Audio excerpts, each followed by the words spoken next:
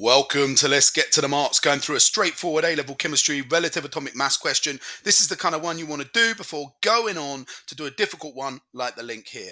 Don't forget to pause the video and then unpause to watch the walkthrough. So pause it, have a go, and then watch the walkthrough. Right. What define the term relative atomic mass? So we can say the mean mass of all the isotopes, or it's the average mass of all the isotopes, or you can say the mean mass of atoms or average mass of atoms. That will get you the first mark. This is relative to 1/12 the mass of carbon 12.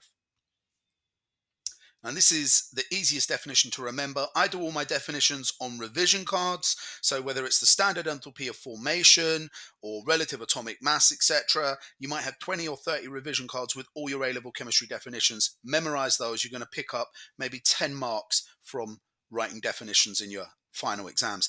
The true way to say the first mark is the weighted mean mass of the isotopes. But that can be a little bit confusing for people and get your head mixed up. But if you go on to study a degree in chemistry, you'll be using the weighted mean mass of the isotopes, which I'm circling here. But of course, you can just say the average mass of all the isotopes or the mean mass of all the isotopes in A-level. That is accepted.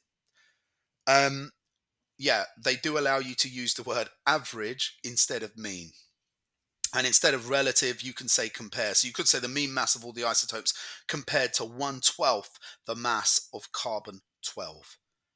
And that's the end of the first part, and that's worth 2 marks. Let's sing on to the calculation. As I say, this is a straightforward calculation, and I've got a mega hard one over here, and I put up the link for a difficult one at the start.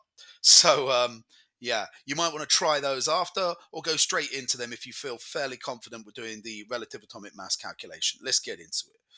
Pause the video, read the question, scribble it down on scrap paper, bust out your calculator, unpause, watch the walkthrough, and check your answer.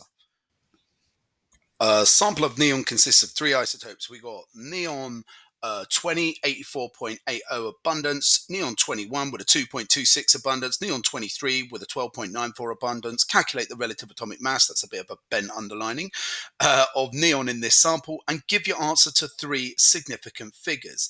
Now in A-level, if they don't say 3 significant figures, you either need to go to 2 decimal places or 3 significant figures. That is the acceptable accuracy that we're allowed to do at A-level. You shouldn't go to less than 2 dp or 3 significant figures. Here they've specifically answered for 3 significant figures. So what we want to do is we want to multiply the isotope's mass by the percentage abundance, sum all of that, and then divide by the total abundance.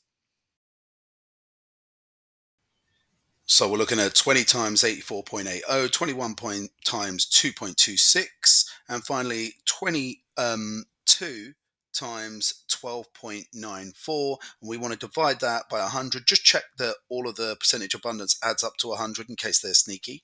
And then write down the answer. Now you can plug that all into your scientific calculator. You should get something like 20.28, say 14, like I have here. How do you round that up to 3 significant figures? Well, the 8 is bigger than 5, so we're going to push up the 2 to 3, and we're going to leave it at 20.3, 20.3, and that's our correct answer, and that is to 3 significant figures. Okay, make sure you try those other ones. This was a straightforward one for nice, easy marks, just as a warm-up for you. But make sure you try that difficult one or the mega hard one. I've got 3 or 4 of these online. Try them out because some are really challenging.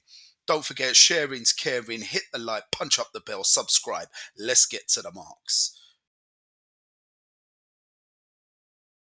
You're still here?